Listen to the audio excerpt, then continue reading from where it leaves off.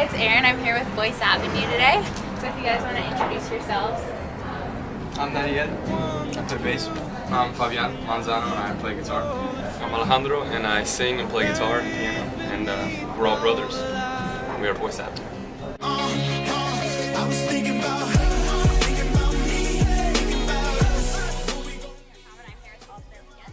Hey, how's it going?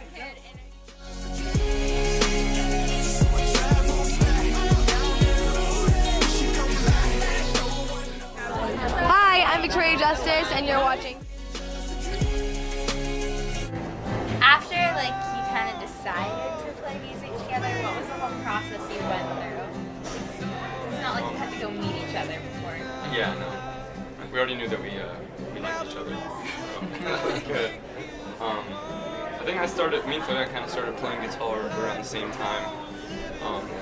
Obviously it started off more just for fun, but I think after just a couple of years, especially when he had joined, it turned into like something real. We could kind of see the future with it, and it was tough at the beginning because we were all like, since we're different ages, we were all kind of like in different colleges and universities. But I think around 2006, we all kind of finished the schooling system or what we took from it, and we met back up in Sarasota. And so I think the last 3 years, that's kind of like when we started our YouTube channel and everything started to really solidify. Alright, so what's kind of a lot of people try and get started on YouTube. What was the little trick that you guys found worked? We'd have to kill you if we told you. But for us, I think it is just to do music. Play good music, to play what you believe is good music, because as long as you believe in it, there's definitely is a niche out there for it. I mean, some niches, some markets are definitely bigger than others. But if you're going for a market that's not, what you love, I mean, it's like, I don't know, it's like pretending to be somebody that you're not just to get a girl or to get a guy, depending on the gender. And, it can only last for so long. So I would definitely say just. Hello, Megan Liz. So I would definitely say just stay true to who you are and your sound, and just put out the best quality music that you can, and you definitely will find an audience. There are people searching for all kinds of stuff on YouTube.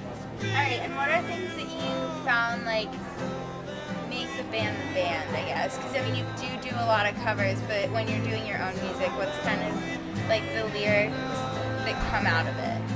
I think there's two components to us. One's definitely the music side. I think what makes us, I guess, kind of we all have a similar outlook on life. I mean, we were, raised with respect and discipline and all that kind of good stuff. So a lot of our messages are very heartfelt, very personal, and for the most part, very positive. And even if they're on more of a sad subject, it's kind of to give people hope that they're not the only one going through that. And then I think the other side of us is not necessarily just music, but more of a creative / business sense inside of us, because we all kind of have our different roles. I do a lot of the music, core music stuff. Fabian does a lot of our art stuff, and Daniel actually graduated from Harvard Law School, so he kind of in the early days helped us with that, as we were growing from nothing, with a lot of legal stuff and just business decisions. So now fortunately we're starting to build a team around us where we can focus more on the music. But I think that was something that kind of set us apart from the beginning. That not every band has, all those different. And you did this past album that came out over the summer. You put together all on your own before you got signed. So what's the process that you go through being on your own? You want to answer? We're actually back to being.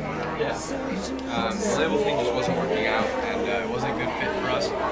So we've been able to kind of separate ourselves from that, and so we're back to being independent. So that process is very much something we think about on a daily basis. For us, like he said, we kind of operate in a way when we have to. We'd much rather be just doing music, just doing videos. To make it as an independent band, or just in this day and age as an artist, you have to wear a lot of hats, at the same time. You're considered I'm wearing one hat. And And so what he said is pretty key for us in that one person doesn't do everything. We're able to fortunately, divvy things up Divide and conquer. and just to kind of divide and conquer. So for us, running an independent label is partly about knowing your role and specializing, and just making sure to be accountable for what you're supposed to do. So a lot of times we'll try everything we do. We try to kind of map out what we want to accomplish and just stick to our goals. In the end, we're doing it because of the fans, because we know that if we can kind of stick to our plan, we can get more music out sooner. We can do more tours, play more cities.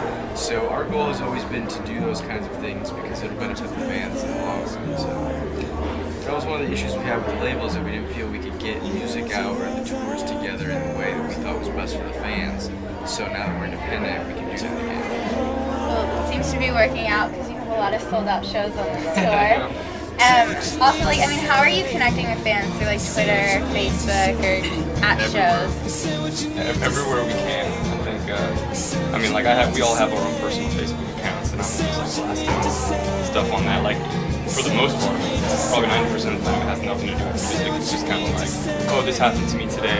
Share your thoughts. What do you guys think about this? And it's pretty cool. Just study. I'm a big.